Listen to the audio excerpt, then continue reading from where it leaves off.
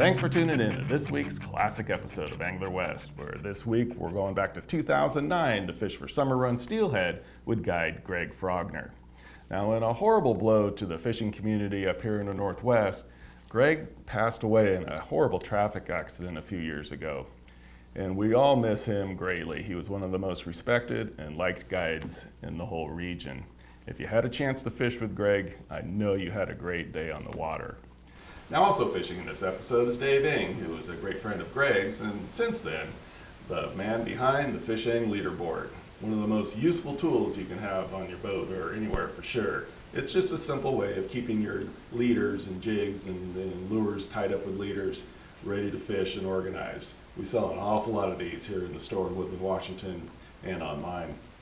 Now, also fishing with us is Steve Lynch from ProCure, who's going to give us a great demonstration on how to cure eggs. Now, since then, ProCure's come out with some new cures that are really fantastic, and the latest would be the Fuse cures. Now, Fuse, whether steelhead or salmon blends, are the hottest or the saltiest, I guess you could say, of all the ProCure cures. These are ideal for upstream fish, away from the salt water. So if you're fishing a little ways from the salt, you might want to give this Fuse cure a try. This is the cure that the eggs that I sell here in the store are cured with, and they're really excellent. Now, before we go to the river, one more thing I want to talk about. Now, I've got a call just like an hour ago, before I came into the studio, from someone in Lewiston, Idaho, who asked me how long the ProCure scents last. He said, I've got a whole refrigerator full of scents. Do I need to throw them away? I said, no, don't throw them away. They're fine. But you also don't need to keep them in the refrigerator. Now, ProCure scents, let's say the oils, have a shelf life of 3 to 5 years, where the super gels will have a shelf life of 7 to 10 years. So they're very stable and will last a long time. But what you need to do is keep them not cold, but don't let them heat up to the point to where they're cooked. These scents have real bait in them, real fish, real shrimp, whatever. And if you leave them out in the sun on the rail of your boat or whatever, and that sun's beating down on them, they'll cook. They won't spoil, they'll cook. And cooked fish smells different than fresh fish, right? So keep your baits out of the sun and they will last many years. I keep my scents in a little cooler, not to keep them cold, but just to keep the sun off of them. So I can leave them out in the sun, they're not gonna heat up so bad. But just keep them out of the sun the best you can. Now, recently, ProCure's come up with these little boxes here that are kind of neat, made for storing different types of scent. You see, it's just a plastic box with cutout foam insert in here that all of your scents can go right in. Here's the sauce, different sizes of holes to keep different products in.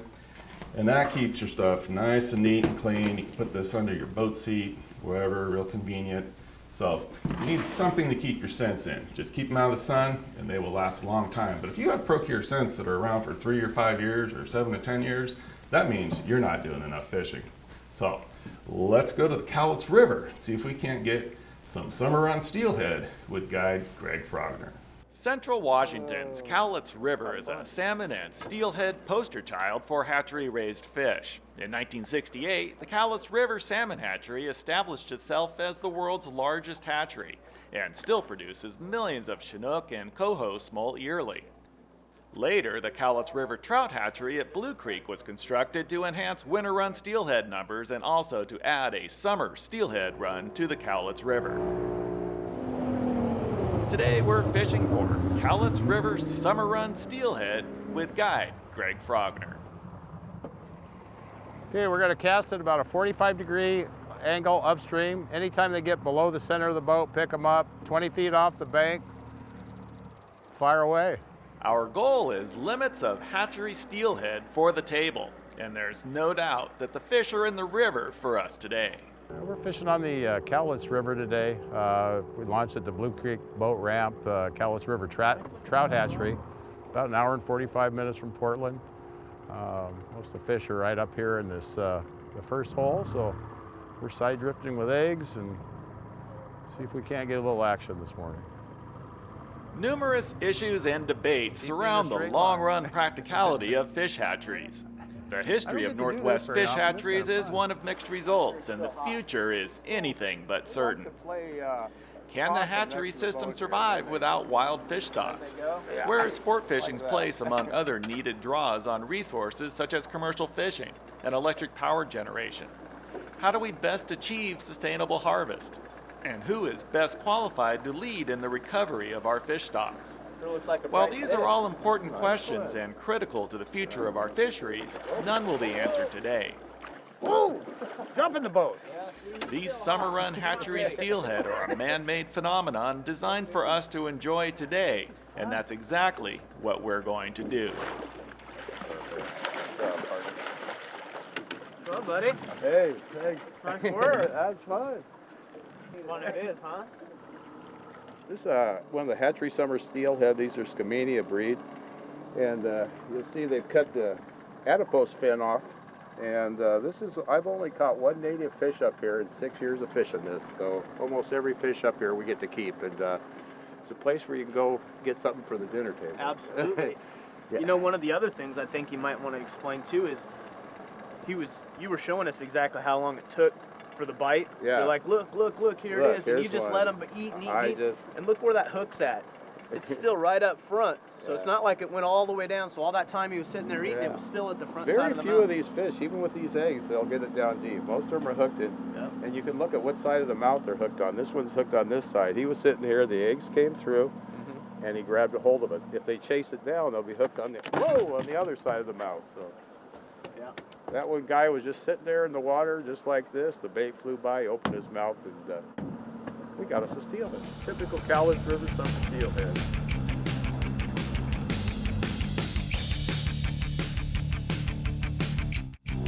Welcome back to the Cowlitz River. I'm Justin Wolf. Steve Lynch of Procure, Mike Perouse, and Dave Ing of Salmon Trout and Steelheader magazine are fishing for summer run steelhead with guide Greg Frogner. We've got one fish already and seven more to go. We've got their eggs, and it looks like they're done up with the borax type cure on them. What I'm going to do is I'm going to put just a little bit of sand shrimp gel on with the egg, kind of make it a combo deal. Just takes just a little bit. Just be a little different. See if that won't work. The reason I went with the sand shrimp gel on this, there's a lot of sand shrimp that the steelhead are feeding on. And a lot of guys are using the corky and yarn if they're just drifting from the shore with the sand shrimp tail. So I've just gone a little bit of the gel on there. It's one of their primary source of feed, so it should work. When you get down here, put them, I think we're going to be okay, but you want them to come right down this seam, and just let them hang right next in there. You guys are go ahead and cast. You're in good shape.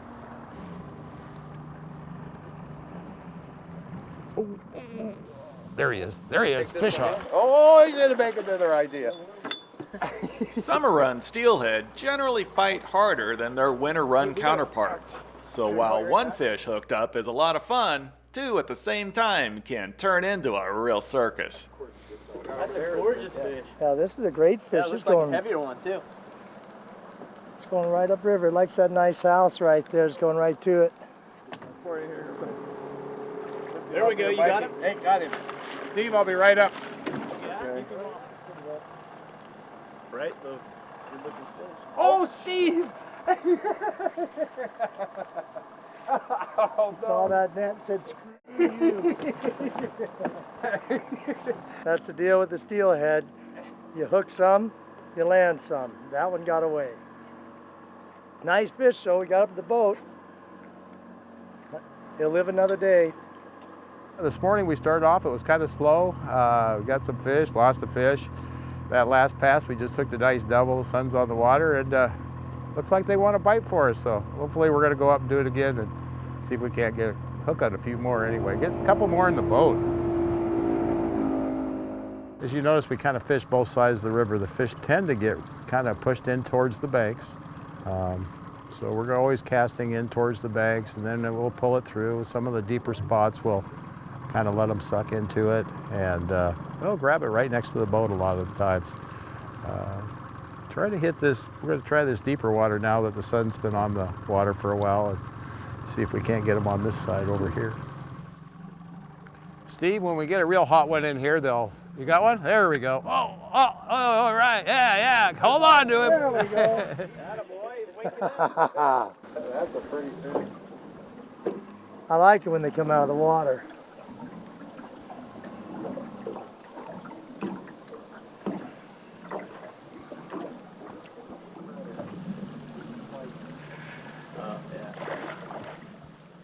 That's a beauty, Steve. That's a very nice fish. Yeah, look at that. That's gorgeous. Chrome bright.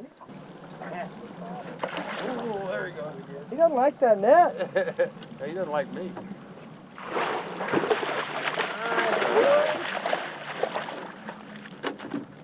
Right on. Congratulations. Thank you very much. Hey, partner. Good job, brother. Okay, what scent was that on? Anna's crawfish. See? Was it really? Yeah, Yeah, I see? just put it on right before I put it out. There's an old bait with Anna's crawfish on it. Make a believer of me. I want this to happen. Yeah, I didn't change baits. All I did was change them from the last trip. All I did was just put that on. Put that Anna's crawfish. That's a good scent. They caught a fish. This is one of my favorite scents for steelhead, this Anna's crawfish. And I'm just putting a little bit right on the eggs. Here are some of the other scents that I recommend you use for the steelhead. We've got the plain anise, the sand shrimp, the shrimp krill, and the anise krill. Every day one may work a little better than another for you, but all in all, if you've got one or more of these scents, it'll do you some good. Yeah, we're fishing cluster salmon eggs, and you'll notice I use a pretty good sized chunk of bait. I like to have them pick them up and eat it. And you'll just kind of feel, sometimes there's just a hesitation of the rod. Very few of these fish are just going to come up and slam the rod. They're just going to kind of stop it as it goes down, and what you feel is after you go past him and that hook's in his mouth, his tail is holding him in place, and you'll feel that on the end of the rod. When you feel that, that's when you want to set the hook. That way when you pull back and set the hook will go in the corner of the mouth and you'll get them hooked. So it's good to let them eat them, and yeah, they're a little bigger baits than a lot of people use, but they'll all become small baits sooner or later. Now you told me as soon as I ate my sandwich, that's when they were gonna bite. So yeah. Oh yeah, huh? That's a nice fish. You enjoy summer run more than winter run? I do, because it's warmer out. No rain gear? No rain gear, and the fish fight harder. That's all there is to it. Pretty hard way to spend the day. Shorts, suntan, and chrome fish. Yeah. It looks so pretty in the water like that. There you go, brother. Whoa! Yeah, midair. Hey, we got the jump. Summer's good.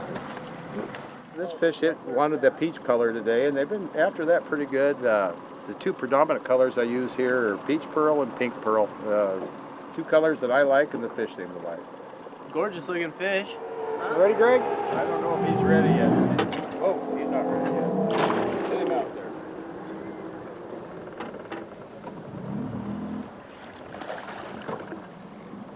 All right. Ooh, I kind of hate when they do that. Yeah, Gorgeous fish. Oh, it is. That's right. there he comes.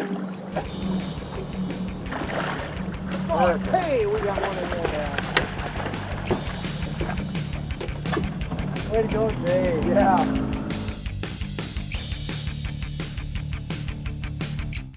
I'm Justin Wolf. And I'm Roland Martin, and you're watching Angler West Television. It sure was a lot of fun catching all the steelhead on the Cowlitz the other day. So I'm going to take a minute and show you pretty much an easy way to cure your eggs that look pretty close to what we were using. Real quick, if your skeins are this size or much bigger, I like to fillet them open. That way the cure gets all the way through the egg instead of just curing the outside covers. If you butterfly them open like that, the cure will go right in it. Now, I don't like to cut them up in the bite-sized pieces till the morning that I'm fishing them, only because you don't know what the river levels are, if it's muddy. So I usually cut them up the day that I'm fishing. But the only thing I will do, I will quarter or just cut them in half. That way it's easier to work with when you're curing them up. What you're trying to achieve with curing the eggs is to make them more durable. So when you put them on the hook or on the egg loop, that they'll actually stay on for the cast. If they were uncured, you would get one cast and they just sprinkle out across the river or the lake or wherever you're fishing. So once we cure these, they'll be good for 6 or 7 casts before they milked out all their color and you'll need to rebait. But hopefully if you do your job right, you'll catch fish before your 6th or 7th cast. And what I'm going to put on today, I'm just going to use the Red Hot Double Stub Pro Cure. Now this is enough to do about 22 pounds of eggs. Usually the guys put way too much cure on and that can actually burn the eggs. So with a pound of eggs here, all you really need to do is just a very light sprinkle, and you can see how it's turning them purpley red. I mean, we're not even going about just as heavy as you would with table salt. And all you'll do is just gently massage it around through there. And then what you want to go 1 hour sitting in a container in the juice. What I do is I would just pack them in a pint or a quart container, and I put them on a shelf in the refrigerator. I set the timer on the stove for 1 hour. When the timer goes off, all I have to do is just take the container and tip it upside down for 1 hour. And that way the juices will completely intermingle throughout the entire membrane of the egg. So at the end of hour 2, I would take the eggs out, put them in a colander, let the excess juice drip off. So after the eggs are done dripping, all I do is I take a little bit of borax. And I like the Rocket Red, but you can use the plain, the orange, the pink. But this is just a great all-around color. All I do while they're in the colander is just cover them with the borax. And what that does a couple things for you. It helps firm them up, but also if you're fishing on a warm day like we were, your eggs will get mushy on you throughout the day.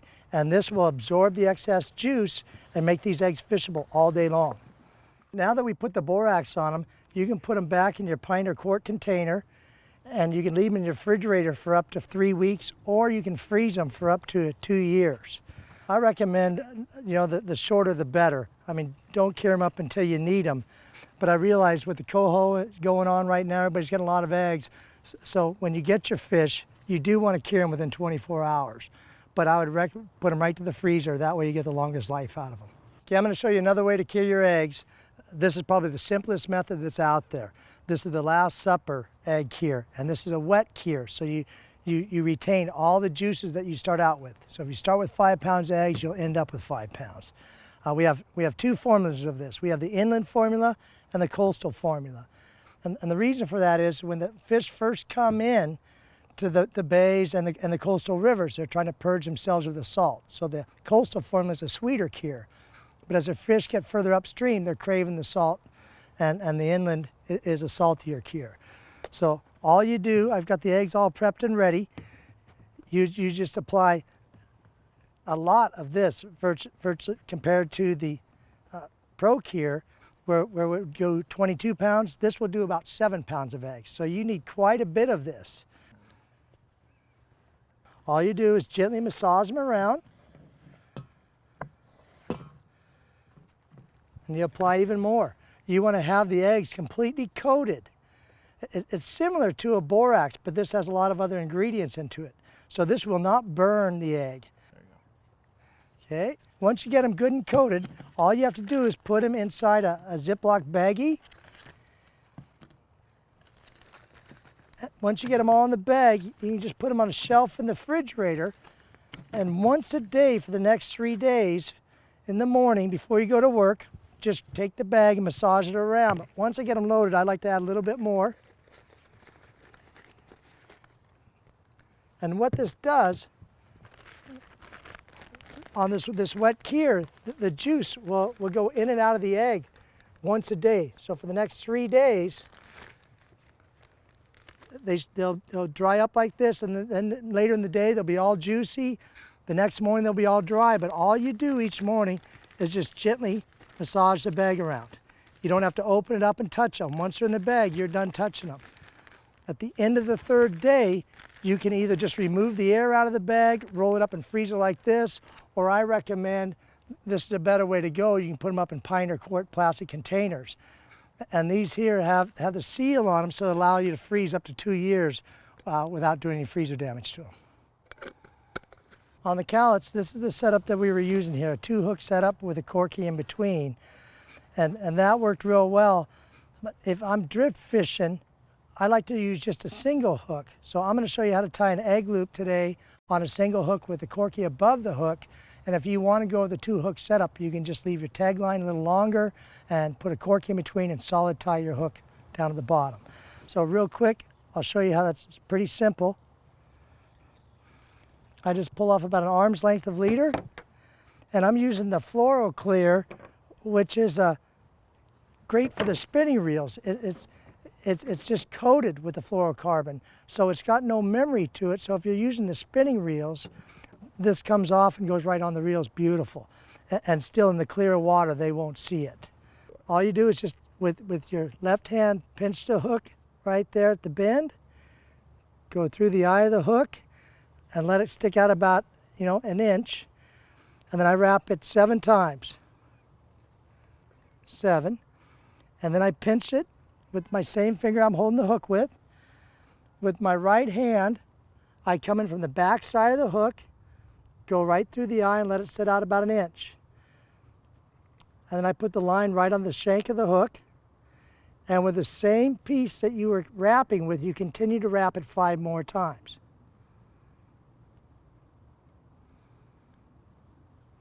I like to wet it and then slowly pull the leader through. All you do is put your Corky and slide it on the line. And the purpose for the Corky is to add buoyancy to your hook to keep you from getting snagged up on the bottom. Once you put a piece of egg or coon shrimp on here, it's going to add weight to it and the hook's going to go right down and maybe get snagged up on a rock or a tree limb. So the neat thing with the Corky is it does help float it as it's drifting along.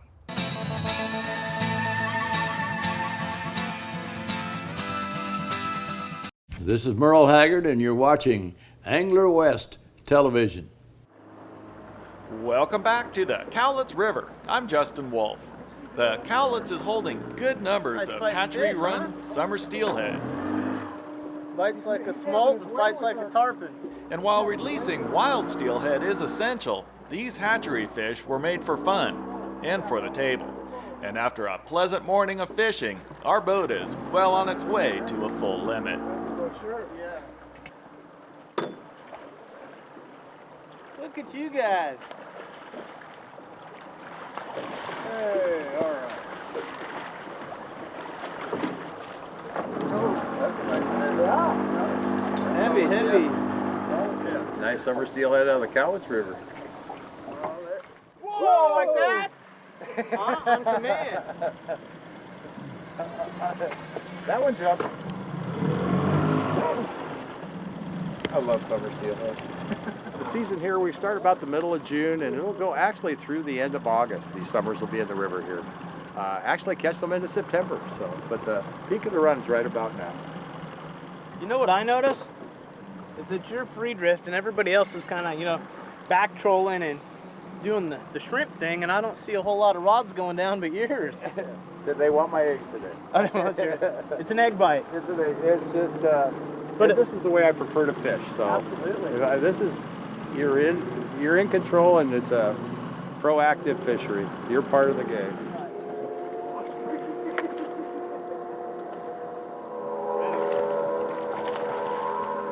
This one I think I'm gonna tell him what to do, right? Yeah.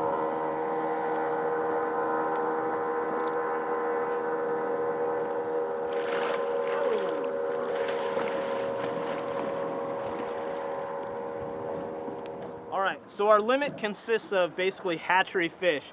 If you look back here, this right here, you can see that the fin's not intact. That's an adipose fin. So this adipose fin's missing, indicating a hatchery fish. A wild fish, adipose would be intact and really large, rather big. Those are the ones we want to let go and go upriver and naturally spawn on their own. These are hatcheries, so these go in the box and then on the barbecue.